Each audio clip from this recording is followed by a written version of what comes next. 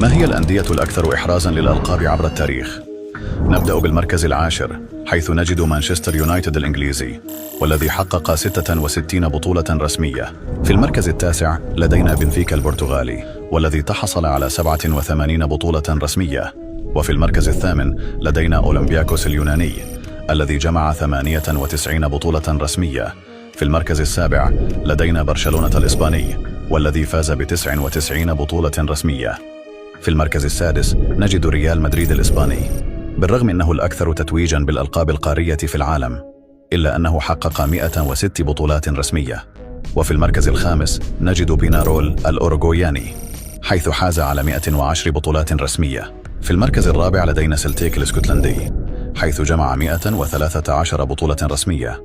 في المركز الثالث ناسيونال الأوروغوياني، والذي فاز ب116 بطولة رسمية. وفي المركز الثاني لدينا رينجرز الاسكتلندي، حيث حقق 121 بطولة رسمية، منها 55 لقباً في الدوري الاسكتلندي الممتاز. وأخيراً نجد الأهلي المصري، حيث حصد 153 بطولة رسمية.